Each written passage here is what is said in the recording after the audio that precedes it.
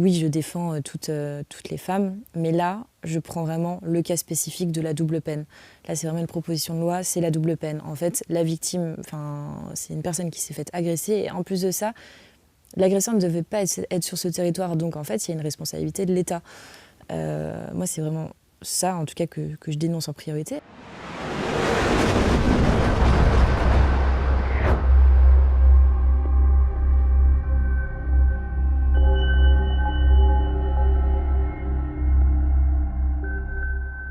Bonjour à tous, chers abonnés d'Omerta. Merci de nous rejoindre pour ce nouveau grand entretien exceptionnel. Vous allez comprendre pourquoi dans un instant. Mais avant de démarrer, je vous invite et je vous demande de vous abonner à cette chaîne YouTube. Nous avons passé les 500 000 abonnés il y a une semaine. Mais beaucoup d'entre vous qui nous regardez ne sont pas encore abonnés à cette chaîne. Et nous avons besoin effectivement de toutes les bonnes volontés. C'est gratuit, ça vous prend 3 secondes. Vous activez la cloche, vous likez, vous commentez, vous partagez cette vidéo. Ça nous aide pour le référencement à développer la surface de cette chaîne YouTube. Vous savez, on ne fait pas d'humour sur Omerta, même si nos invités sont en général des personnes avec qui on aime échanger et que vous aimez trouver et retrouver sur cette chaîne YouTube. Les sujets abordés sont sérieux, ils sont souvent, l'occasion de briser des tabous, des interdits. Et donc pour développer ce contenu que vous ne trouverez pas sur les médias mainstream, eh bien nous avons besoin de votre soutien. Merci beaucoup. Aujourd'hui, j'ai le plaisir de recevoir mademoiselle Claire Géronimi. Bonjour. Bonjour. Alors merci d'avoir accepté cette invitation. Votre histoire, elle est connue aujourd'hui de la France entière, puisque vous avez été victime d'un viol quand vous aviez 26 ans, vous en avez aujourd'hui 28. Le jugement vient d'être rendu concernant votre agresseur, un individu d'origine centrafricaine sous OQTF qui n'avait pas été expulsé du territoire français et qui a été condamné à 18 ans de réclusion criminelle qui sont incompressibles. J'imagine que ce jugement a été une délivrance pour vous, mais maintenant, c'est vrai que se pose la question, puisque c'était un individu sous le coup d'une OQTF, de savoir qu'est-ce qui, selon vous, serait le plus souhaitable. Est-ce que vous considérez que cette peine de 18 ans, il doit la faire en France et qu'il doit être expulsé, qu'il y ait une sorte de garantie d'expulsion à l'issue de la dernière journée de ses 18 ans de rétention, ou est-ce que vous considérez qu'il devrait être remis aux autorités centrafricaines et purger sa peine dans son pays d'origine? C'est une réelle question et merci de la poser parce que c'est assez compliqué en tant que personne de droite, j'ai envie de vous dire, j'aurais aimé qu'il soit expulsé directement pour pas que les Français aient à payer son séjour en prison, ses 18 ans qu'il devra purger en prison. Mais en tant que victime, on a quand même besoin de savoir que c'est la France, en tout cas, je pense, c'est en tout cas en France, qui pourra purger sa peine, ou du moins une partie de sa peine, parce que c'est 18 ans incompressible, mais le maximum, il y a 9 ans de sûreté en tout cas. Donc, c'est sûr et certain qu'il fera au minimum 9 ans en France. Après, il peut demander à rentrer dans son pays, parce qu'il a également eu du coup une interdiction du territoire français, qui est une décision encore plus lourde, parce que c'est une décision judiciaire qui a été prononcée dans un tribunal. Ce n'est pas une décision administrative, donc l'interdiction du territoire français, ITF, et l'OQTF, du coup, obligation de quitter le territoire français, n'a pas forcément la même valeur. Pendant le procès, justement, mon agresseur disait, le président du tribunal lui posait la question, mais vous avez déjà reçu 3 OQTF, qu'est-ce que ça vous fait? Et il disait, mais en fait, c'est quelque chose d'assez automatique. C'est un petit bout de papier, moi je m'en fiche. On voit que ça n'a aucun impact. Une ITF prononcée dans l'enceinte du tribunal, c'est vraiment beaucoup plus lourd. Et je pense que là, il a compris, même son avocat, du coup, qui était l'avocat de la défense, a même plaidé pour qu'il puisse rentrer dans son pays, en République centrafricaine. ITF, c'est interdiction interdiction du territoire français. Donc forcément, je pense que personnellement, et en tant que victime, parce qu'aussi avec toutes les victimes que je peux accompagner, les victimes ont envie de savoir que leur agresseur purge leur peine et on est au courant qu'il est sur le territoire français, donc on sait comment fonctionnent les prisons, même s'il y a pas mal de défaillances, c'est quand même assez sévère. Alors que si au final il est renvoyé directement dans ce pays, en fait souvent on ne sait plus rien, on ne sait même pas ce qui va advenir de son cas. Donc voilà, encore une fois, je pense que si je n'avais pas été victime, je penserais différemment. Mmh. Ce drame, il a eu lieu il y a 2 ans, quand vous aviez 26 ans. Quelle était votre vie avant? Écoutez, la petite vie bien tracée. Moi, j'ai grandi à Rennes jusqu'à mes 18 ans. Après, je suis montée à Paris pour faire mes études. J'ai fait une école de communication pendant 5 ans. J'ai développé mon premier projet entrepreneurial pendant mes années d'études, qui était une marque de vêtements. Et puis après, en plus de ça, j'ai fait un master spécialisé à Polytechnique HEC en entrepreneuriat. Donc, vie très bien tracée. J'ai évolué dans un milieu plutôt de bonne situation. J'ai jamais eu de problème non plus à vivre dans des quartiers difficiles ni quoi que ce soit. Mes parents m'ont toujours soutenue. Donc je vivais dans un microcosme. J'avais la petite vie tranquille. Et du coup, j'avais ma marque de vêtements. Et à côté de ça, je m'étais quand même CDIsée. Donc je travaillais dans un cabinet de conseil en finance. Et je venais de prendre justement ce CDI 2 mois avant mon agression. Donc la vie, en tout cas ce moment, ce 11 novembre 2023, a fait un énorme tournant dans ma vie en tout cas. Ouais. Qu'est-ce qui a changé ensuite pendant ces 2 ans de combat judiciaire? Vous considérez que vous avez mis une partie de votre vie de côté, parce que vous êtes concentré, d'ailleurs vous avez pris la parole très tôt dans différents médias pour dénoncer ça. Vous avez décidé de vous battre et je dirais, d'en faire quasiment une cause nationale. Qu'est-ce qui s'est passé durant ces 2 ans? C'était quoi cette nouvelle vie? Vous avez complètement arrêté la vie que vous aviez avant, votre activité salariée, votre activité entrepreneuriale. C'est quoi ces 2 ans de votre vie? Je pense une prise de conscience où j'ai eu de la chance de ne pas être morte. Je ne vais pas faire de comparaison, mais malheureusement, la petite Lola, où le procès a lieu actuellement, malheureusement, elle n'est plus là pour pouvoir parler. Philippine non plus n'est plus là pour pouvoir parler. Et j'ai eu la chance de pouvoir être là, en tout cas. Et j'ai eu la chance d'avoir cette force de pouvoir dénoncer que à la fois j'avais été violée en plein milieu d'après-midi dans un quartier plutôt normalement sans danger, c'est-à-dire le 8e arrondissement de Paris. Et je voulais vraiment dénoncer le fait que en fait, ça ne peut pas arriver. En fait, on vit une insécurité qui est grandissante, en tout cas en France. Et en tant que victime, en plus de ça, c'était la double peine parce que j'avais appris que mon agresseur était sous OQTF et je me suis posé énormément de questions. C'est pour ça que j'ai commencé à en parler dans les médias, à dénoncer justement pour pas que ça reste un simple fait divers et que, à mon sens, on ne peut pas s'habituer à une telle violence. Et en témoignant, en fait, je me suis rendu compte qu'il y avait beaucoup de victimes qui s'adressaient à moi, qui me racontaient aussi leurs histoires, qui me disaient qu'elles se sentaient en insécurité. J'entendais la justice qui n'avait pas bien fait son travail ou des plaintes classées sans suite avec des agressions. Je pense à l'histoire de Chloé, cette jeune femme qui s'est faite violer dans un bar en sortant avec des copines en soirée. Et elle n'en a jamais parlé justement à sa famille. Elle s'est repliée sur elle-même. Elle a dû prendre un avocat commis d'office. Elle a appris la veille qu'il y allait avoir le jugement. Les juges ont remercié l'agresseur d'être venu parce que c'était un étranger sans papier mais qui travaillait quand même.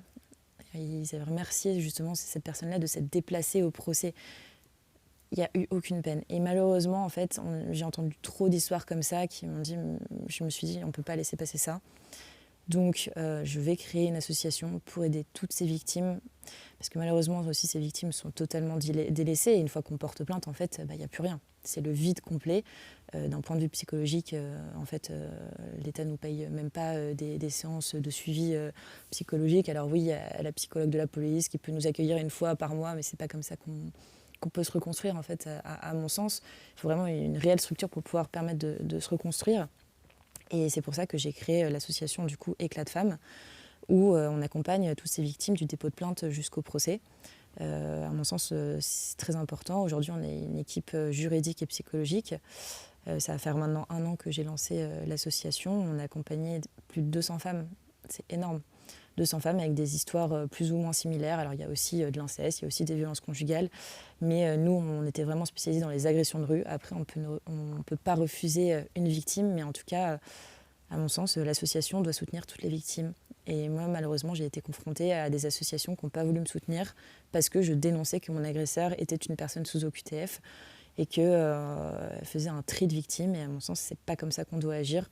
Le féminisme, ça doit, surtout quand on parle des victimes, ça doit être pour tout le monde. En tout cas, peu importe l'origine de l'agresseur. Donc voilà, je me suis dédiée à ça aujourd'hui dans ma vie. Après, j'ai aussi pris un tournant politique. On va dire que mon engagement social, c'est une chose. Mais je pense qu'on ne peut pas avoir de réelles actions sans un engagement politique derrière. Et j'ai voulu, en tout cas, m'engager pour essayer de défendre les causes qui me portent à cœur, que ce soit les victimes, mais aussi d'autres choses que j'ai pu avoir aussi dans ma vie avant, où j'ai pu être confrontée en tant que chef d'entreprise. Donc je me suis engagée auprès d'Éric Ciotti. Il m'a nommée vice-présidente au mois de février du coup 2025. De l'UDR. Exactement. Sa formation politique. Exactement, l'UDR, l'Union des droites pour la République. Et du coup, voilà, j'essaye en tout cas de porter à la fois mon combat social et à la fois aussi mon combat politique. Mais c'est sûr et certain que ma vie a totalement changé. Je ne sais pas si aujourd'hui je serais capable de retourner derrière mes tableaux Excel et de travailler dans le monde encore de la mode, du luxe, parce qu'à mon sens, c'est peut-être plus forcément là ma place. Dans votre association, Éclat de femmes, d'ailleurs, je souligne, vous avez une chaîne YouTube à laquelle nos auditeurs devraient tous aussi s'abonner. Vous vous occupez donc de victimes. Je l'ai dit, vous avez eu la force psychologique, la volonté, le courage de porter ce qui vous est arrivé et de le transformer en bataille politique pour les victimes et pour effectivement que cela ne se reproduise plus, ou en tout cas le moins possible. Est-ce que dans les personnes que vous recevez dans l'association, il y a des personnes qui, contrairement à vous, je dirais, n'arrivent jamais à se relever, ou pour lesquelles, je dirais, le chemin de reconstruction est beaucoup plus compliqué, voire même peut-être impossible? Vous savez, il y a des femmes qui nous contactent alors que l'agression a été il y a 5 ans et elles se posent encore la question de savoir si elles doivent déposer plainte ou pas. Ah oui.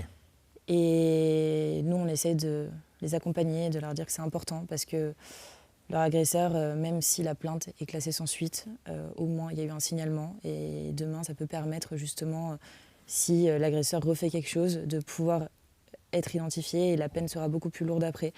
Je prends le cas de mon agresseur. Il y avait déjà eu des plaintes quand il était en famille d'accueil sur des violences, des viols qu'il avait pu commettre pendant 1 an à une des jeunes filles de la famille d'accueil. Ça avait été classé sans suite. Et au final, en fait, en remontant le fil, on se rend compte que c'était un profil qui était récidiviste. Et c'est hyper important. D'un point de vue reconstruction, malheureusement, c'est très dur parce qu'encore une fois, ces femmes ne sont pas accompagnées. Elles ne sont pas accompagnées et malheureusement, le système aujourd'hui, c'est allez voir un psychiatre, on vous donne des médocs, des antidépresseurs, des anxiolytiques et puis merci, au revoir. Mais c'est pas comme ça qu'on se soigne. Qu'est-ce qui peut bloquer le dépôt de plainte? Qu'est-ce qui fait qu'une femme finalement refuse de passer la porte d'un commissariat pour déposer plainte alors qu'il y a agression? Je pense qu'il y a plusieurs raisons et dans plusieurs circonstances, c'est différent. La première raison, peut-être, elles ont entendu trop de choses de la société, comme quoi les policiers prennent mal les plaintes. Aujourd'hui, je pense que la police a fait un bon travail de fond et que maintenant, en tout cas, moi, j'ai jamais eu de problème avec la police. Et on a beaucoup de victimes qui n'ont pas forcément eu de problème. Ou alors, c'est très exceptionnel parce que, bien sûr, il y en a qui arrivent pas, qui veulent pas forcément se former. Peut-être que la société a montré que en fait, les policiers étaient plus méchants limite que les agresseurs, je ne sais pas. Le fait de se déplacer aussi. Moi, je plaide vraiment pour qu'on puisse déposer plainte pour viol, en tout cas en ligne, directement. C'est compliqué à mettre en place d'un point de vue institutionnel, mais j'essaye vraiment de le faire parce que le fait de sortir de chez soi, d'aller déposer plainte, d'aller dans un commissariat où il fait froid, où en fait on n'est pas forcément bien accueilli, les lumières, c'est très angoissant en fait. C'est une ambiance qui est horrible, où on est scruté par quelqu'un, on doit raconter sa vie dans les moindres détails pendant 4 heures, limite à répéter une quinzaine de fois. C'est assez dur. Et puis il y a aussi le cas des violences conjugales, où malheureusement il y a beaucoup de femmes qui sont sous emprise aussi, et qui n'osent pas porter plainte parce qu'elles n'arrivent pas à sortir de cette situation. Dans mon cas, dans les victimes qu'on peut accompagner d'agressions de rue, c'est quand même beaucoup plus simple, parce que c'est souvent par des personnes qu'elles ne connaissent pas. Mais encore une fois, elles se posent la question, est-ce que ça sert vraiment à quelque chose ? Aujourd'hui, je crois qu'il y a 90% des plaintes qui sont classées sans suite, parce que en fait, les flics aussi croulent sous les dossiers, et le système est mal fait. Il y a de plus en plus de dossiers comme ça, de cas d'agression. Vous avez il y a des statistiques qui existent, en particulier sur les cas d'agression commises par des clandestins, par des OQTF. Oui, alors les chiffres commis, c'est quand même assez opaque, les chiffres. Concernant les OQTF, les chiffres, je ne les ai pas. Mais d'un point de vue de la France et aussi d'un point de vue de l'Union européenne, c'est très très compliqué à avoir. Il y a même des pays qui ne sont pas actualisés depuis les années 2000. Mais ils existent. Pour les OQTF, non. Pour les étrangers, on a réussi à avoir quelques statistiques. Je sais qu'il y a 60% d'étrangers qui commettent des agressions dans les transports en commun. Voilà, c'est un fait. Après, qu'on le nie ou qu'on ne le nie pas, les chiffres sont là. Je sais qu'il y a aussi 13% de la population étrangère qui commettent des crimes comparés à 8% de la population française. Donc on voit quand même qu'il y a une hausse, une augmentation. En tout cas, les personnes étrangères commettent plus de crimes, de viols, oui, que les personnes françaises, de nationalité française. 60% des agressions dans les transports en commun sont commises par des étrangers. Exactement. Après, ce sont des chiffres. De toute façon, on le voit la tendance. À chaque fois que nous, quand on est vraiment sur le terrain, quand les victimes nous racontent ce qu'elles ont vécu et si c'est dans la rue, je suis désolée. Qu'est-ce qu'il le en monsieur, sort ? il s'appelle pas Jean. Voilà, ça s'arrête là. Encore une fois, c'est compliqué de pouvoir débattre là-dessus. Nous, on ne veut pas prendre position là-dessus avec l'association, on veut vraiment rester apolitique. Moi, après, de mon point de vue plus politique, j'essaie de m'appuyer justement sur ces chiffres-là, mais il faudrait des réelles études. C'est compliqué de les avoir. Oui. Dans votre cas personnel, ou dans ce que les cas que vous pouvez traiter dans votre association, est-ce que vous considérez, en ayant évidemment maintenant du recul, que ces actes relèvent d'une responsabilité individuelle, que c'est un crime, le crime d'un individu, ou est-ce que vous considérez que la société a une part de responsabilité dans ce qui vous est arrivé, dans ce qui peut arriver à d'autres femmes ? Je pense qu'on est plus ou moins tous responsables à notre échelle. Je pense que la société a voulu, si on parle vraiment là d'immigration, je pense que la société a voulu avoir des personnes étrangères, que ce soit en France, en tout cas dans notre pays. Sauf qu'on voit que ça mène à des drames, on voit que l'immigration est incontrôlée aujourd'hui. Et je pense que c'est la société en général, c'est de la faute de l'État de ne pas avoir su protéger toutes ces femmes qui sont agressées par des étrangers, d'autant plus quand c'est des personnes sous OQTF. C'est de la faute des idées, justement, tout ce qui est le wokisme, etc. Enfin, malheureusement, c'est... Comment dire ? On va dire que c'est vraiment... ça fait un petit moment, en tout cas, que c'est arrivé en France. On peut reparler justement des idées qu'il y a pu y avoir dans les universités américaines, etc. Mais ça fait un petit moment, en tout cas, que c'est arrivé en France. Les étrangers, les pauvres, ils sont arrivés, ils étaient démunis, ok, d'accord. Mais en fait, on a mal fait aussi le système d'intégration, qui fait qu'aujourd'hui, en fait, on se retrouve avec des personnes qui n'ont pas du tout la même culture que nous, qui ne respectent pas du tout la femme comme nous, on la respecte d'un point de vue, en tout cas, européen, français. Ça me dérange. Ça me dérange énormément. Je pense que oui, la société, l'État est responsable. Peut-être que nous aussi, on est responsable. En regardant des chaînes Netflix, on est responsable aussi. En fait, tout le monde a cette petite part de responsabilité. Après, il y a aussi l'individu qui est l'agresseur en tant que tel, lui aussi, est totalement responsable. La justice est responsable. Je pense que c'est un tout, c'est une unité.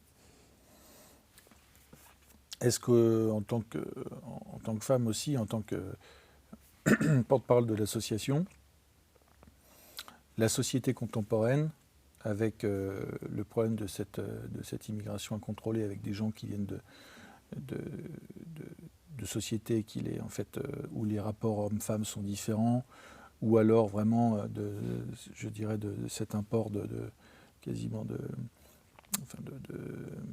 de criminels en puissance, est-ce qu'il n'y a pas aussi un problème peut-être plus global aujourd'hui avec les hommes? On sait que c'est pas mal dénoncé avec beaucoup de caricatures par des féministes d'extrême gauche, mais est-ce qu'aujourd'hui il n'y a pas quand même, vous n'observez pas un problème de rapport homme-femme où en fait on voit l'essor de la pédocriminalité sur Internet, on voit l'essor de la pornographie, on voit l'essor comme ça de déviances qui changent, qui ont modifié profondément la vision alors de l'homme par la femme, mais surtout là, dans tous ces cas d'agression, de la femme par l'homme. Est-ce que le problème, il n'est pas malheureusement aussi un peu plus global avec, je dirais, l'homme contemporain, peut-être pas dans sa majorité, en tout cas espérons-le, mais est-ce qu'il n'y a pas quand même aujourd'hui, la femme n'est plus tellement considérée par l'homme qui souvent la voit finalement comme un objet de désir essentiellement? Oui, sûrement que l'émergence justement des sites pornographiques ou des magazines Playboy ont fait que... je pense que c'est vraiment une question culturelle, ça c'est sûr et certain. Après, je l'espère, et vraiment, en tout cas, c'est vrai que dans notre époque, c'est compliqué. Je pense qu'aussi on est dans une époque de surconsommation. Donc en fait, tout va très vite. Donc au final, est-ce que c'est pas lié, étroitement lié? Je sais pas. C'est assez compliqué comme analyse, encore une fois.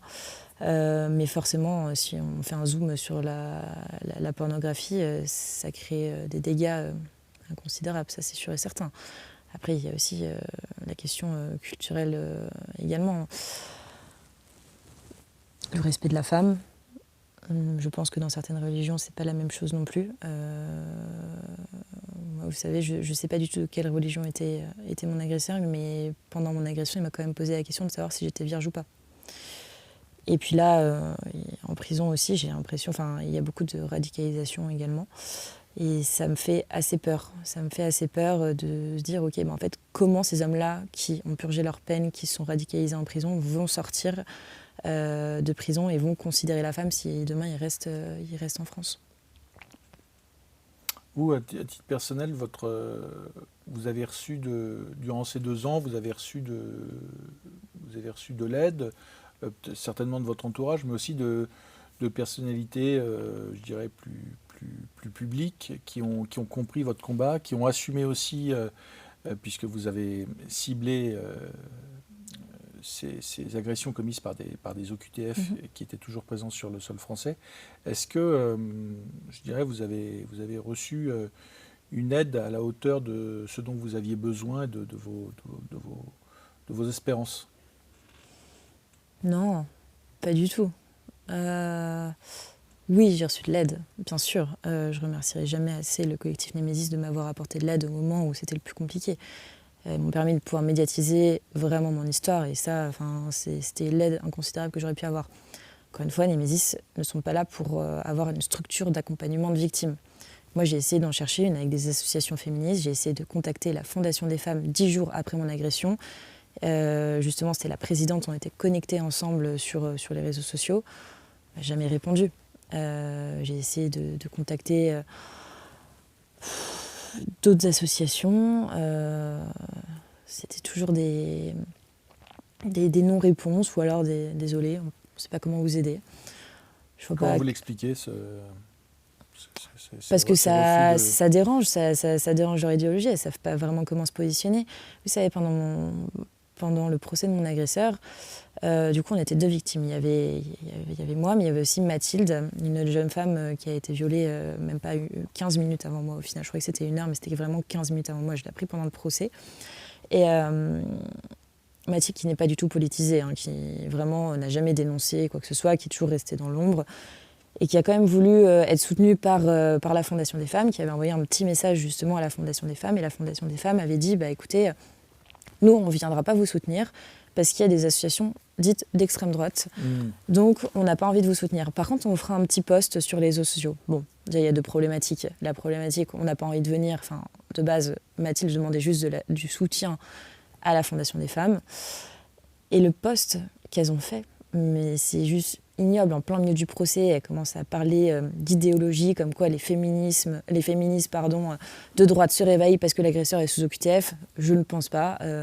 Quand on parle du collectif Némésis, elles défendent aussi toutes les femmes. Elles prennent la parole sur Gisèle Pellico. Que ce soit moi, mon association, on défend toutes, mais vraiment toutes les victimes. Et là, en fait, elles se sont tirées une balle dans le pied, à mon sens. Et c'est ce type d'association en fait qui m'ont pas soutenue, et c'est vraiment ça que je dénonce. Je trouve que c'est juste le mot, c'est dommage. Voilà. Si aujourd'hui le temps pouvait s'arrêter, que vous pouviez passer là tout de suite maintenant, une loi, quelle serait-elle ? Écoutez, on a déjà commencé à travailler dessus. Et on a travaillé dessus avec le parti, du coup avec l'UDR, le parti d'Éric Ciotti, avec Christelle Anthony, qui est députée des Alpes-Maritimes et également vice-présidente de l'UDR. Le concept, c'est, en tout cas cette proposition de loi, c'est de condamner l'État lorsqu'une victime se fait agresser par un individu sous OQTF.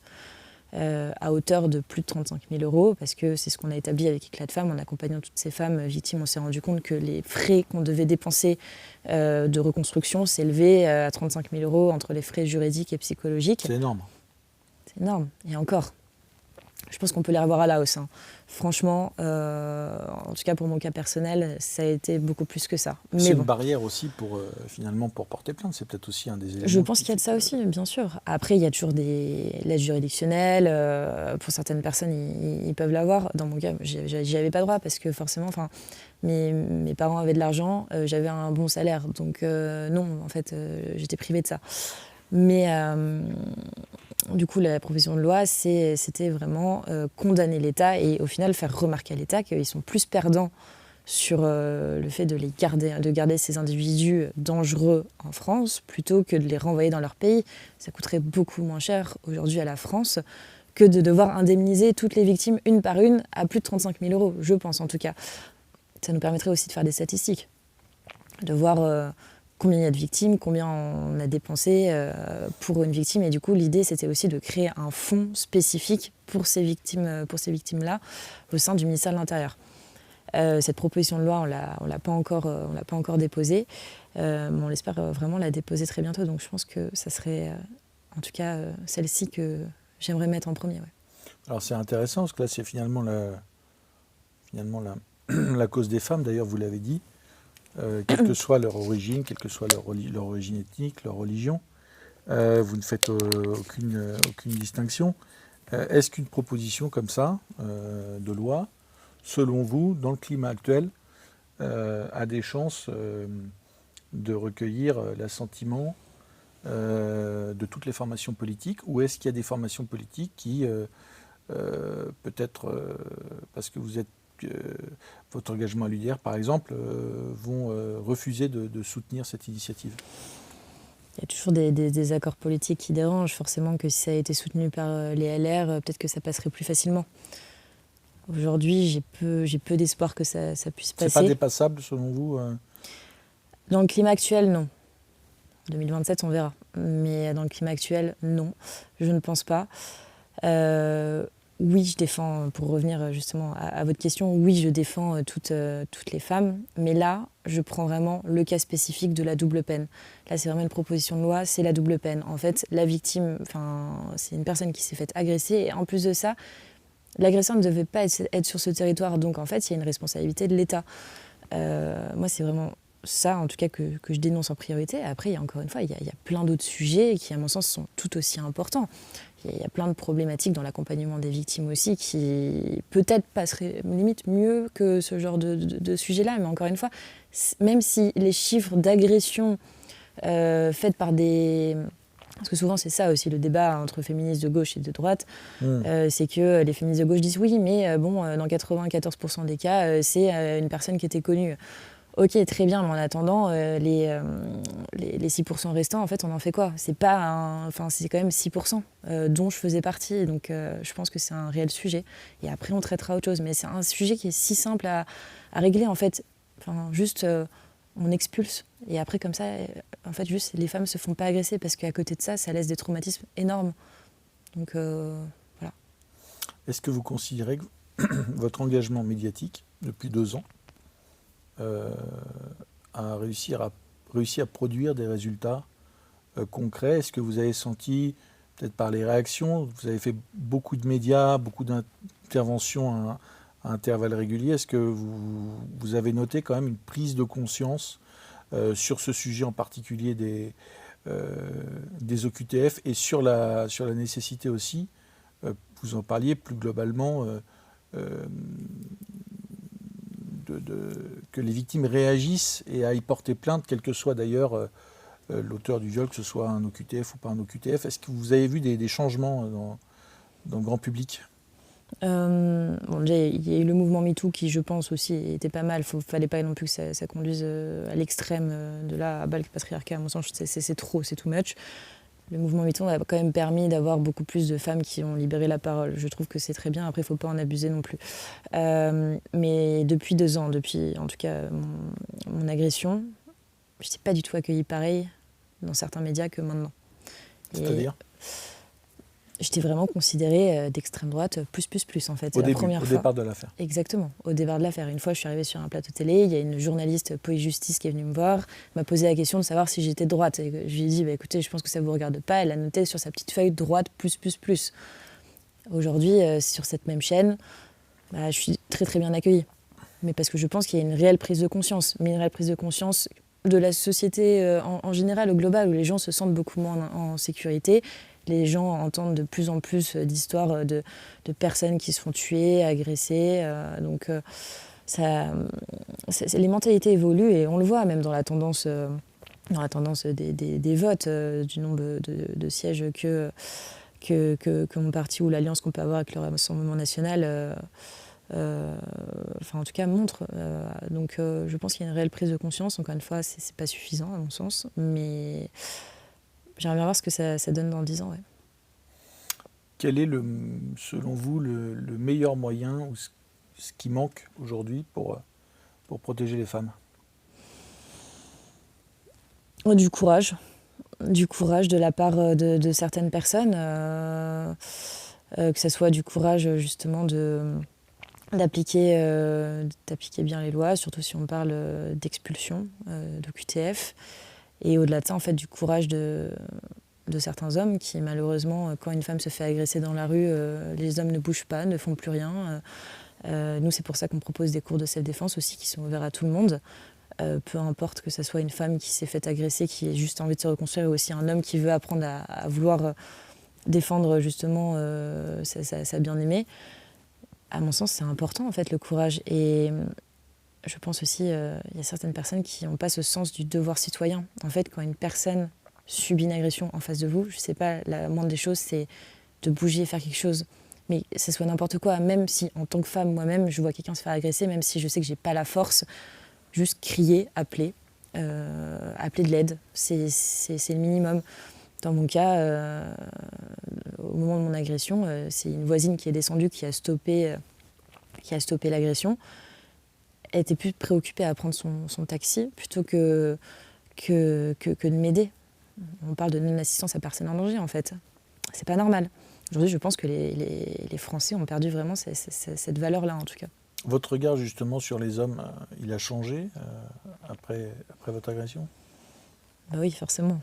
Forcément qu'on se méfie beaucoup plus, forcément que...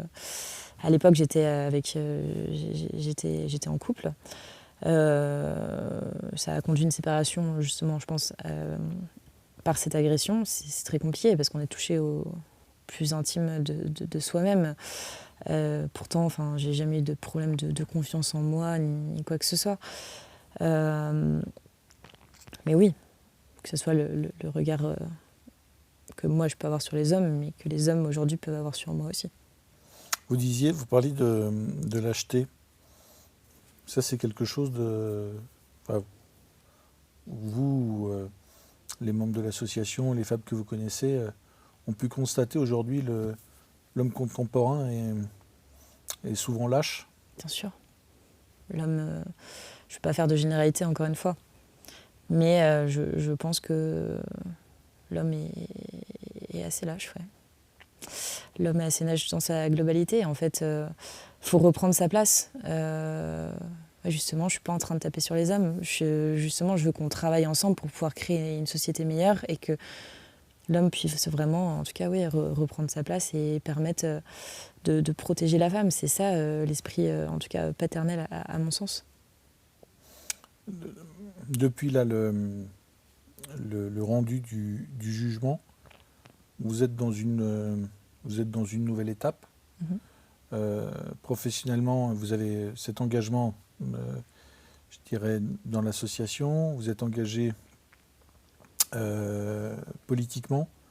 Vous pensez que vous pouvez trouver une forme, je dirais, finalement d'équilibre et qu'on peut réellement passer, je dirais, à autre chose?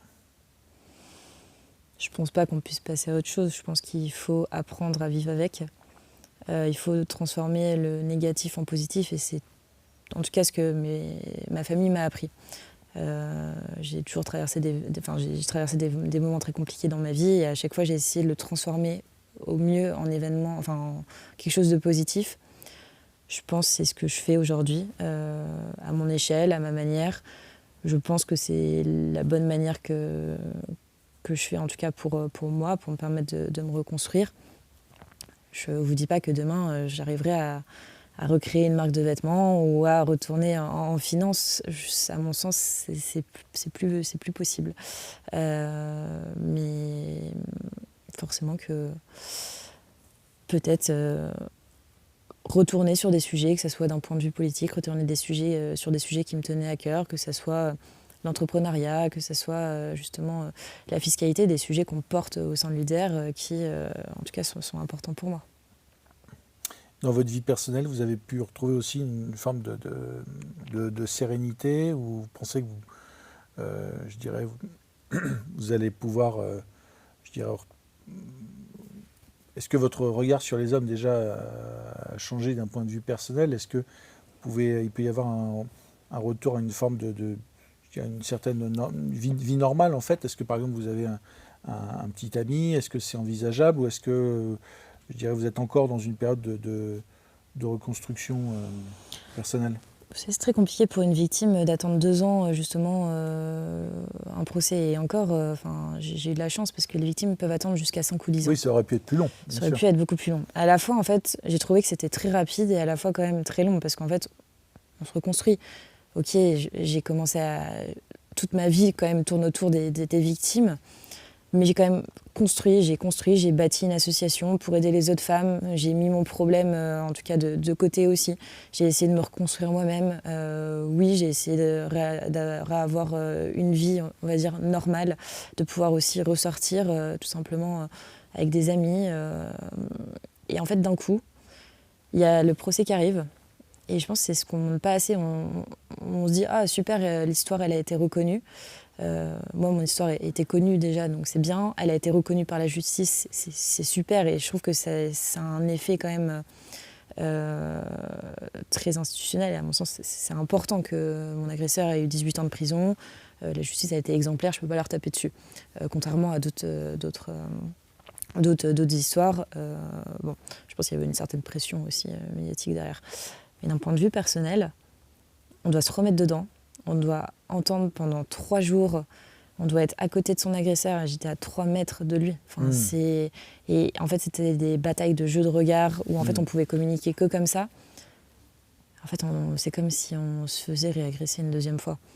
Et c'est assez dur. Et on ne monte pas l'après-procès. L'après-procès, oui, c'était... Enfin, oui, on a eu reconnaissance de la justice, mais après, on est encore plus seul.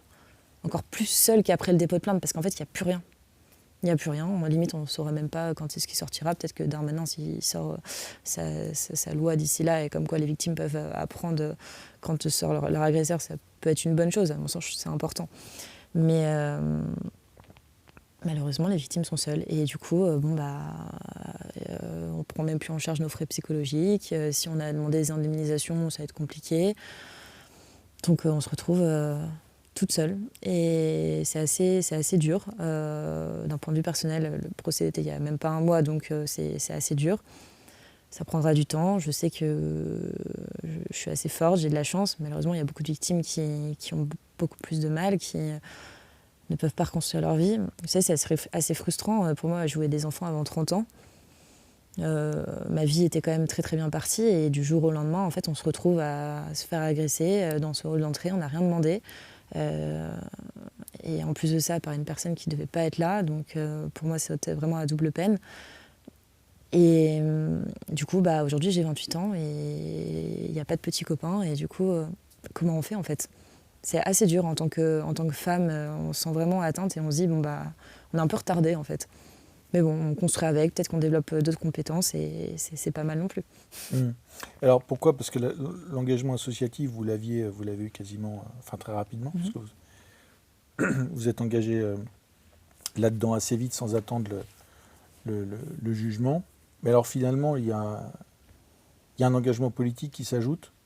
Oui. Et ce qui veut dire aussi que vous souhaitez, dans cette nouvelle étape de votre vie, je dirais, avoir un impact sur, plus globalement en fait, sur un engagement politique. C'est un engagement sur tous les sujets qui concernent la cité. Totalement. C'est une nouvelle exposition médiatique. C'est à nouveau peut-être des coups à prendre médiatiquement. Qu'est-ce qui a conduit à cette décision de se réexposer au sein d'un parti, l'UDR, qui est associé au Rassemblement national, donc ça peut aussi créer un certain nombre de critiques. Donc quelle est la force de cette motivation, de cet engagement ? Écoutez, c'est quand je me suis vraiment dit que mon action était quand même assez limitée d'un point de vue social avec l'association et qu'en fait rien ne bougeait de l'intérieur, que je me suis sentie, c'est plus fort que moi, j'avais besoin d'aller voir ce qui se passait vraiment à l'intérieur et j'avais besoin d'agir parce que j'ai beaucoup d'idées. Là, si on parle des victimes avec l'association, en tout cas, j'ai beaucoup d'idées, mais aussi en tant que chef d'entreprise, j'ai vécu aussi des choses. Je pense que le vécu, en tout cas, d'un point de vue politique, est très, très important. Ce qu'on a pu vivre avant, c'est très important aussi. Et en fait, avec Éric Ciotti, on s'était rencontrés juste peu de temps après mon agression. Il m'avait reçu, c'était une des seules personnalités politiques, d'ailleurs, à avoir bien voulu, en tout cas, me recevoir.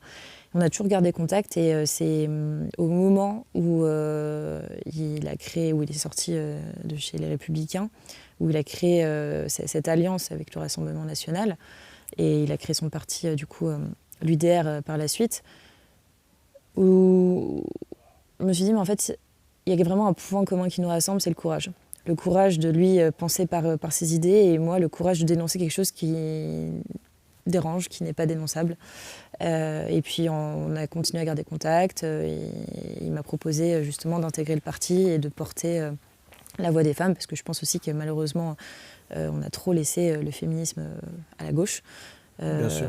Et moi à mon sens c'est important aussi, donc que ce soit des sujets justement sur les femmes, sur les victimes, mais aussi des sujets sur la natalité, des sujets sur l'entrepreneuriat, c'est très important pour moi et je vais pouvoir me diversifier et aussi peut-être sortir de ce statut témoin, victime et de vraiment pouvoir prendre à bras le corps les sujets qui m'importent en tout cas.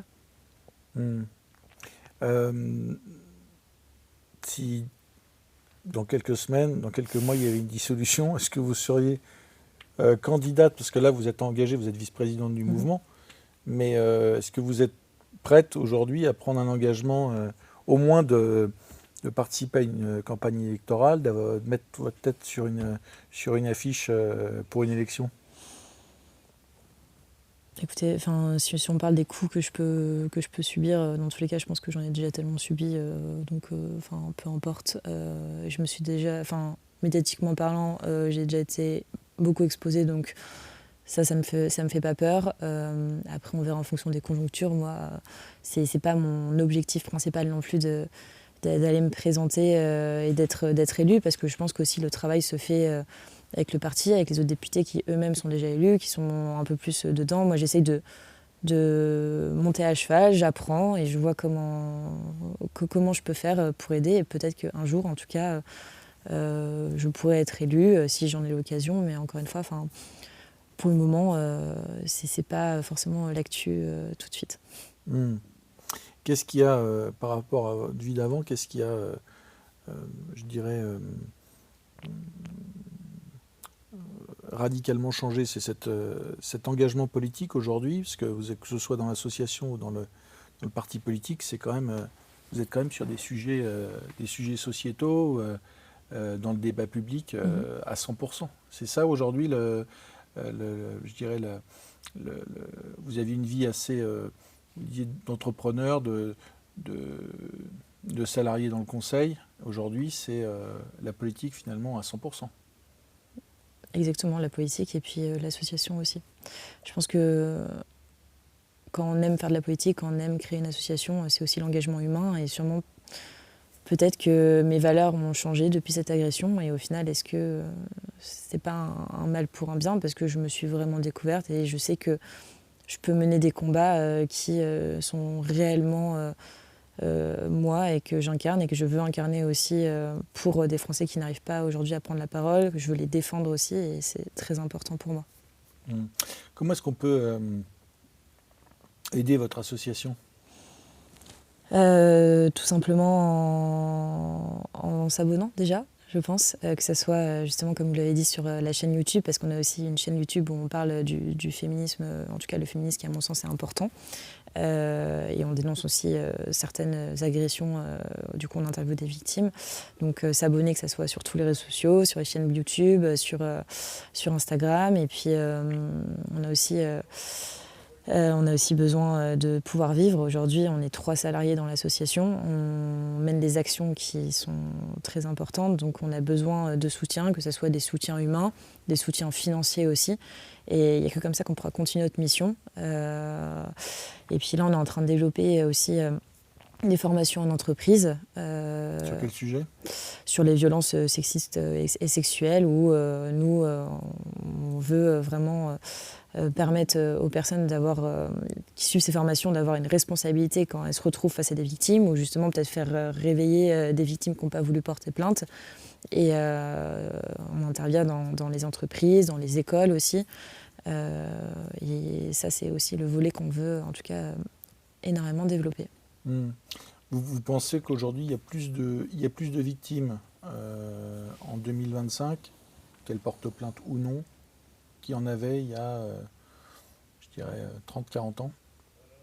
Ce sont des phénomènes qui sont malheureusement en croissance ou Oui, bien sûr. Hier, je discutais avec un député de notre parti qui avait rencontré justement une jeune femme.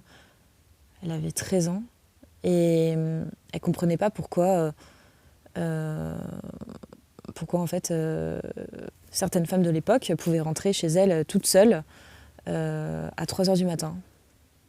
Je trouve que c'est pas normal. Et en fait, il y a vraiment cette insécurité, c'est plus un sentiment, c'est vraiment cette insécurité qui fait grimper les explosions d'agressions, de violences sexuelles. Et c'est aussi pour ça qu'en entreprise également, nous, on fait aussi des cours de self-défense pour pouvoir se défendre, parce qu'aujourd'hui, comme l'État n'est pas capable de nous défendre nous-mêmes, de nous défendre en tout cas, je veux qu'on puisse se défendre nous-mêmes. Donc voilà. Alors il y a de plus en plus quand même d'affaires de féminicide, notamment celles qui défrayent la chronique. Là, chaque semaine, il y a une nouvelle affaire, il y a un nouveau jugement qui est en cours. Il y a l'affaire qui concerne Delphine Jubilard et les 30 ans de réclusion qu'elles ont été condamnées son mari Cédric Jubilard. Il y a aussi l'affaire Lola là, qui a été la victime d'une individu sous OQTF. Est-ce que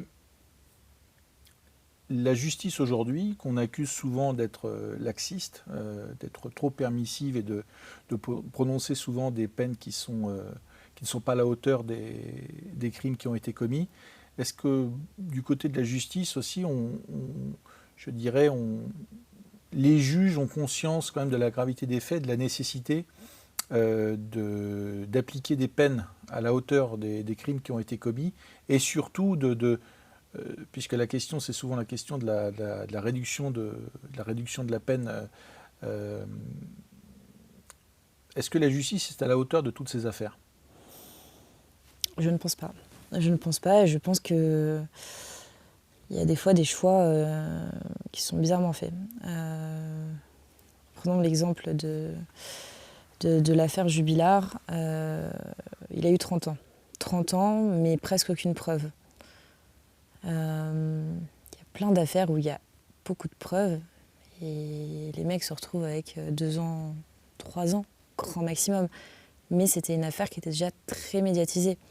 Alors ils ont voulu ne pas avoir de vagues encore une fois, je ne sais pas. Si on prend l'affaire de Lola, on saura bientôt combien d'Abiabé pourra, enfin en tout cas écopera. J'espère que ça sera vraiment la perpétuité, on verra. Hein. Mais je les attends vraiment au tournant là-dessus. Mais ce procès est aussi un peu politique. Je m'exprime dans le sens où ça a fait beaucoup parler. Il y a eu énormément de débats, de personnes qui disaient que c'était la récupération politique, le procès de Lola, enfin le procès de la meurtrière de Lola, pardon. Là, les juges, je ne sais pas vraiment, enfin ils savent, je pense pas forcément vraiment comment se comporter. Et puis je tiens à préciser aussi une chose, nous avec l'association on a essayé d'assister, alors le procès malheureusement Jubilard on n'a pas pu y assister parce que c'est dans le Tarn, donc c'était un peu trop lent pour nous. On n'est pas encore assez grosse comme association pour pouvoir aller à tous les procès. Mais pour le coup, le procès de la meurtrière de Lola qui était très médiatique et beaucoup plus médiatique que le procès de mon agresseur quand même, c'était exactement dans la même salle où a été jugé mon agresseur. Et donc, c'est-à-dire que c'est une toute petite salle où il n'y a même pas une vingtaine de places parce que justement, c'est une audience où la maman Lola a voulu que ça soit rendu public. Est-ce qu'ils n'ont pas peur aussi que, je ne sais pas, il y ait beaucoup de personnes qui assistent et que ça fasse une vague de haine et du coup une vague de haine contre les étrangers? Je ne sais pas. En fait, c'est assez opaque. C'est très compliqué de se positionner là-dessus, mais c'est assez opaque. Et du coup, pour revenir à votre question, est-ce que la justice est impartiale? Je ne pense pas. Je ne pense pas. Je pense, en tout cas pour mon cas, mon agresseur, Jordi Koukara, n'aurait jamais eu 18 ans de prison si je n'avais pas médiatisé l'affaire. Ah, vous en êtes convaincu? Je suis convaincue de ça. Et même mon avocat le disait, on est convaincu de ça. En moyenne, c'est 13 ans. 13 ans à 15 ans. Oui, profil récidiviste, bien sûr. Mais 18 ans, c'est quand même très lourd. Parce que mettre la peine maximale, c'est compliqué, parce qu'il y a toujours pire. Mais c'était abominable ce qu'on a vécu avec Mathilde. Mais normalement, c'est entre 13 et 15 ans. Donc, bon, après la norme, voilà. Donc, je sais pas, la justice, c'est assez compliqué. Et puis, Vous conseillez aux victimes, bon, évidemment de porter plainte, vous l'avez dit, mais de médiatiser même au niveau local leur affaire, justement, parce que c'est peut-être la garantie que les juges, je dirais, soient les plus sévères possibles? Alors, oui et non. Je pense que c'est pas simple de vivre médiatiquement parlant en tant que statut de victime. Très bien, je suis connue parce que j'ai été victime. et parce que maintenant, aujourd'hui, j'ai travaillé pour que je ne sois plus une simple victime et que je dénonce vraiment un réel fait de société. Mais c'est pas facile à porter tous les jours. Donc quand on parlait des rencontres avec les hommes, justement, c'est quelque chose quand même qui est assez lourd à porter. Ah tiens, oui, c'est la victime qui s'est fait agresser par un OQTF. Donc je préconise pas à toutes les victimes de le faire. Si elles s'en sentent capables, si elles veulent le faire, elles peuvent le faire. Nous, avec l'association, on peut aussi médiatiser par nous-mêmes les affaires et du coup ça peut créer un buzz sans pour autant dévoiler l'identité. Je pense que c'est quand même important d'en parler pour mettre une petite pression quand même à la justice. Oui, tout de même. Alors récemment, Robert Badinter a intégré le Panthéon. C'était une volonté d'Emmanuel Macron. Robert Badinter, c'est un avocat très célèbre, engagé d'ailleurs dans la cause féministe, aux côtés de Gisèle Halimi notamment, avec son épouse Elisabeth Badinter. Mais c'est surtout le grand lobbyiste qui s'est opposé à la peine de mort et qui a, je dirais, convaincu le président François Mitterrand de l'abroger. Est-ce que sur ces histoires extrêmement graves, on parlait de Lola, il y a quand même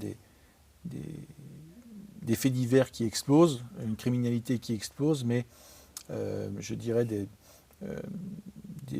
faits divers, des crimes particulièrement graves qui sont quand même commis de manière quasi hebdomadaire. Est-ce que vous avez réfléchi à cette question de la peine de mort?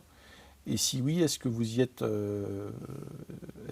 favorable? Je rappelle que la peine de mort elle est en vigueur dans un certain nombre d'États dans le monde, mais en particulier aux États-Unis, il y a beaucoup d'États américains dans lesquels elle est en application. Donc voilà, est-ce que vous avez un avis sur la question? Et est-ce que éventuellement le débat mériterait d'être réouvert? Je ne me prononcerai pas en tout cas sur la peine de mort parce que c'est une question qui est beaucoup trop complexe à mon sens et je n'ai pas forcément les réponses.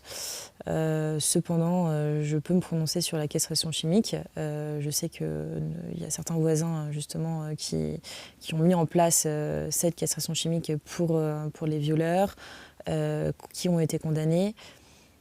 Qu'est-ce que c'est la castration chimique? Est-ce que vous pourriez l'expliquer à nos auditeurs? Bien sûr, la castration chimique, c'est le fait justement de prendre, je crois, des médicaments et de couper du coup tout désir sexuel. Alors, c'est pas comme ça qu'on soigne un violeur, bien sûr, mais à mon sens, c'est important et je pense que ça peut vraiment changer la mentalité de l'agresseur, parce qu'en fait, il est démuni de son arme de crime, qui est justement le viol. Et montrer qu'il est plus capable de pouvoir vivre avec ça peut peut-être, à mon sens, je pense, lui permettre de reprendre conscience et peut-être de reprendre le droit chemin, même si c'est très compliqué malheureusement, les violeurs sont souvent récidivistes parce qu'en prison, ils sont affamés, ils n'ont presque pas de proie, comme on peut appeler ça. Donc en fait, dès qu'ils ressortent, on n'a pas le taux de récidive. J'aimerais bien aussi avoir ces chiffres-là, mais c'est très compliqué à avoir en fait tous ces chiffres-là.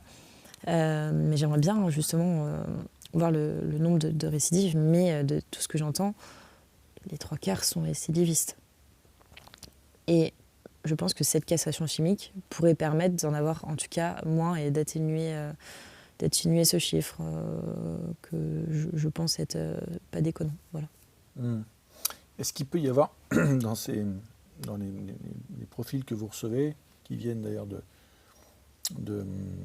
peut-être de tous horizons, de toutes origines, est-ce qu'il y a aujourd'hui dans cette société un peu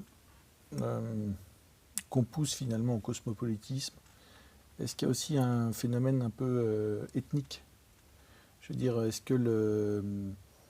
que par exemple, lorsque ces agresseurs, ces monstres choisissent leurs victimes, est-ce qu'il y a une dimension qui est uniquement, je dirais, hormonale et criminelle, ou est-ce qu'il y a aussi une dimension peut-être plus ethnique? Ethnique, je ne sais pas. Culturelle, oui. C'est sûr que je pense que un homme ne va pas aller, ou c'est plus compliqué d'aller violer une femme qui est voilée que la petite française qui s'est habillée en jupe et qui a les cheveux longs et qui s'est un petit peu maquillée. Le désir, je pense, est moins là en tout cas quand la femme est voilée. C'est cette problématique aussi, je pense. Ouais. Alors vous êtes donc porte-parole de l'association, on l'a dit, Éclat de Femmes. Éclat de Femmes, c'est aussi une chaîne YouTube. Mais alors, est-ce que vous pourriez nous éclairer? Parce que finalement, le mot éclat, on peut le comprendre. Il y a une acception positive et une acception négative du terme. Soit ça permet, je dirais, disons dans votre cas, à la femme de rayonner, de s'exprimer et de briller. Ou alors, c'est au contraire l'éclat de quelque chose de brisé. Comment il faut comprendre le sens de ce terme rapporté à votre association? Et finalement, est-ce que dans votre association, parce qu'on a compris que vous aidiez les victimes, il y a aussi une dimension où vous aidez les femmes à se projeter, à se protéger, mais aussi à se projeter dans l'avenir? Et exactement, vous avez plus ou moins très bien résumé. Éclat, ça a vraiment deux significations. À la fois, justement, les éclats, on est brisé, les éclats de verre, on est complètement brisé en tant que femme après avoir subi une agression terrible. Ça a été mon cas. Ça a été très très compliqué au début. Et puis, petit à petit, en fait, on rayonne à nouveau. Et c'est ce que vraiment je veux insuffler à toutes les victimes qu'on accompagne.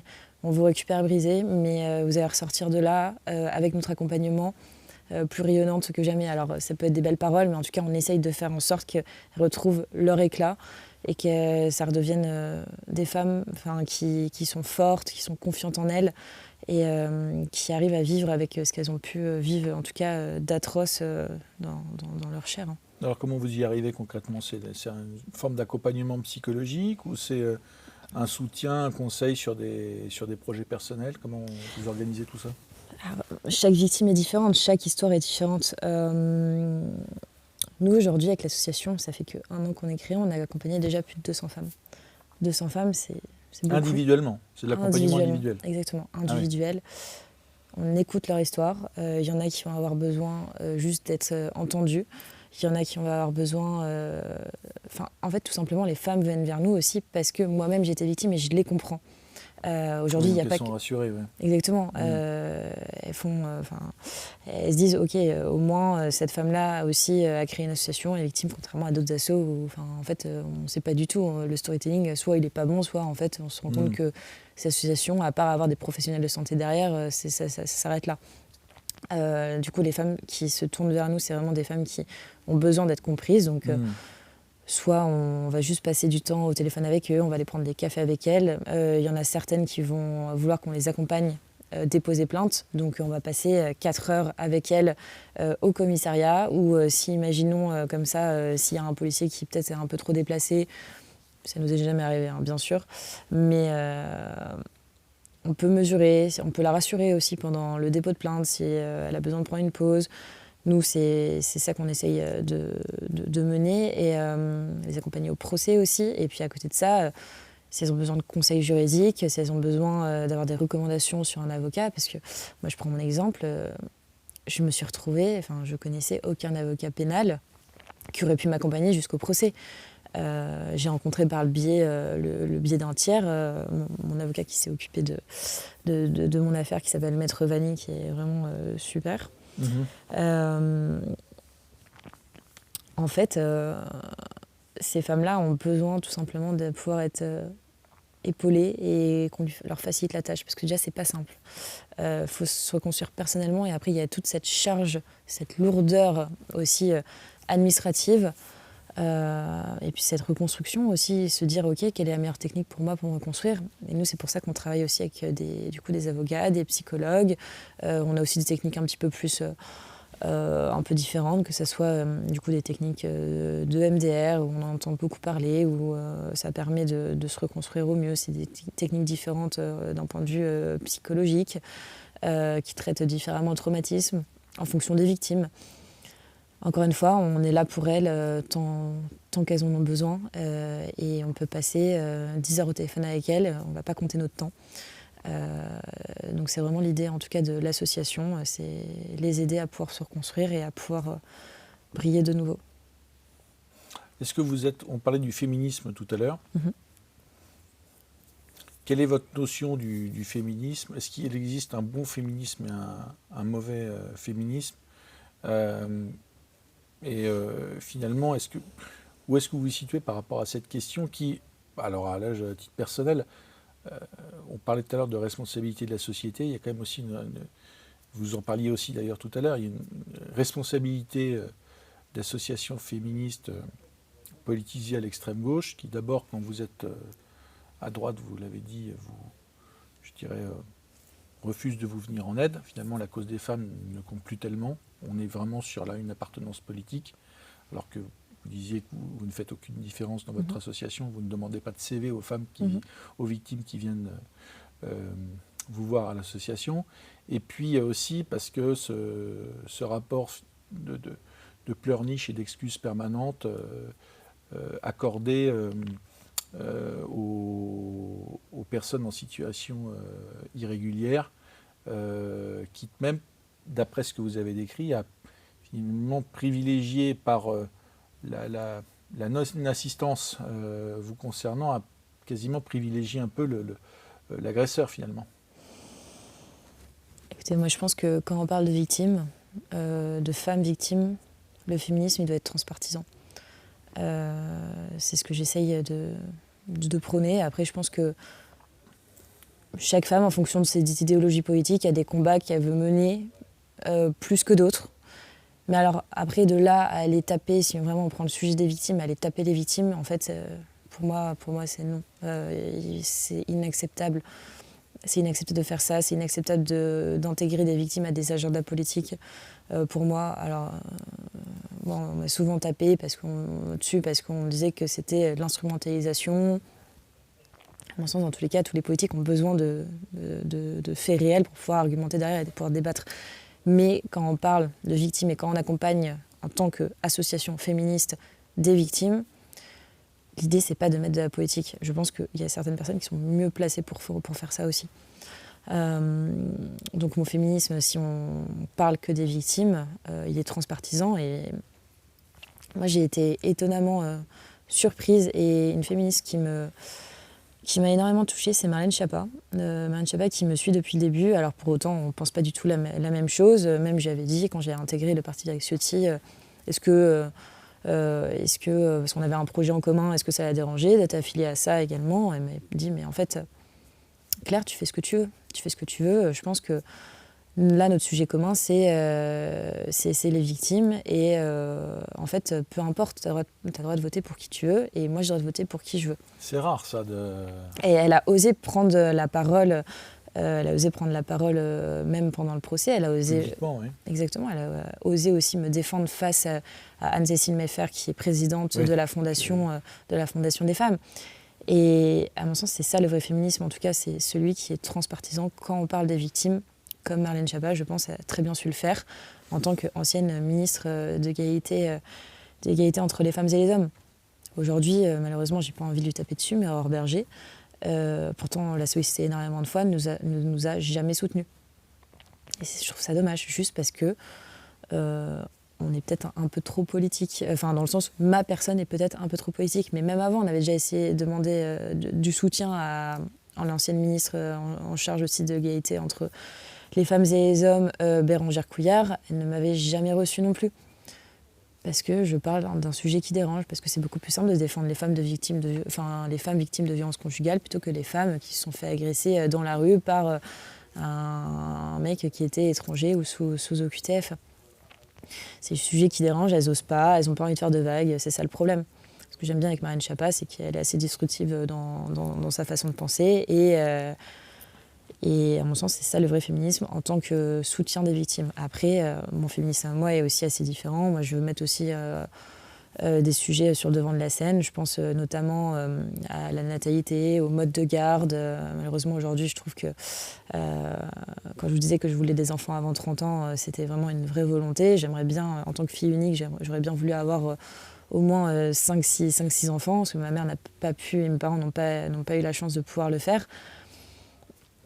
Je pense que c'est des sujets qui sont très importants pour moi, qu'il faut remettre en place. Malheureusement, les féministes de gauche ont trop critiqué la maternité. On peut débattre énormément là-dessus pendant des heures, mais malheureusement, ces féministes de gauche ont critiqué même le corps de ces femmes enceintes parce qu'elles trouvaient ça écœurant et ignoble, et il ne fallait pas s'afficher comme ça. Ils avaient même critiqué le corps de Nathalie Portman, qui avait fait un clip où elle était enceinte de 8 mois. Mais en fait, c'est rien de plus beau sur Terre que de voir une femme qui est enceinte. En fait, ça donne la vie. Enfin, je suis désolée, c'est la nature. On ne peut pas aller contre nature. À mon sens, c'est pas possible.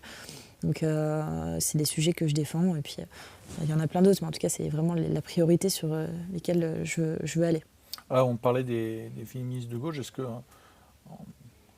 dernière question, vous pourriez nous donner votre sentiment, les discriminations que vous avez pu subir de la part d'associations ou de personnalités féministes politisées à gauche, est-ce qu'on pourrait les retrouver avec, à contrario, des personnalités de droite? Est-ce que si demain, est-ce qu'il y a aussi des sortes de discrimination inversée qui existent de l'autre côté, ou est-ce que vous avez l'impression, en tout cas c'est ce qu'on peut constater de notre travail un peu sur ces questions, c'est que on parle souvent des woke, mais il y a une intolérance qui aujourd'hui se radicalise à l'extrême. Et en fonction de votre profil, de votre origine, vous êtes soit considéré, soit au contraire, vous êtes vilipendé, critiqué, vous n'avez pas le droit à la parole. Bien sûr, mais je pense qu'à droite, on tolère beaucoup plus de choses qu'à gauche. On défend certaines de nos idées. C'est normal, c'est le débat, c'est comme ça qu'on fait avancer la société. Après, on n'est pas en train de s'opposer et juste de ne pas ouvrir le débat. Moi, je trouve ça vraiment dommage, justement, cette problématique des féministes de gauche, de ne pas vouloir ouvrir le débat et même d'encourir à de la violence. C'est très choquant. Je m'étais retrouvée pour la journée de la femme du 8 mars, en plein milieu des manifestations. On n'avait pas du tout fait de cortège avec l'association. On venait vraiment d'émerger. On n'avait pas la légitimité, en tout cas, on ne s'était pas donné la légitimité de pouvoir y aller. Mais on a eu quand même deux choses qui étaient très choquantes. La première, c'est quand on est arrivé du coup place de la République avec 2-3 filles de l'association. Il y avait le collectif Nous Vivrons qui défend justement les attentats du 7 octobre, qui était reclus dans une rue. Il y avait le collectif Némésis qui était reclus dans un parc. Et puis il y avait toutes ces féministes de gauche avec des drapeaux palestiniens et qui criaient et qui était, enfin vraiment il y avait de la haine, alors qu'on parle quand même de la journée de la femme, c'est pas censé alimenter de la haine, et enfin juste on est censé manifester pour les femmes, pour le droit des femmes. Là on parlait, il y avait même plus de droit des femmes en fait, elles étaient juste en train de prôner leurs idées sur le conflit israélo-palestine. Enfin il y avait aucun sujet vraiment avec les femmes, en tout cas à mon sens. Ça aurait pu été au collectif Nous Vivrons de défendre justement ces femmes-là. Mais bon, c'est encore un autre sujet. Et quand on est rentré, on n'était que 3, quand on est rentré dans cette foule, on n'est même pas resté 5 minutes. On n'avait pas de drapeau, rien du tout. On était habillés normalement. C'est les policiers qui nous ont exfiltrés parce qu'ils voyaient que les nanas autour de nous commençaient à s'exciter et à devenir très violentes. On a dû partir. Donc, je vois pas l'intérêt en fait à ces féministes de gauche de montrer cette violence. En fait, ça dessert plus la cause des femmes qu'autre chose. Autant débattre, autant construire ensemble, qu'on soit d'accord, pas d'accord, mais au moins qu'on trouve un terrain d'entente pour pouvoir discuter. À mon sens, c'est le plus important. Claire Giornimi, merci d'avoir participé à cet entretien, d'avoir accepté notre invitation. Chers auditeurs, n'oubliez pas de vous abonner à la chaîne YouTube de Claire et de son association Éclat de Femmes. Et je vous dis à très bientôt.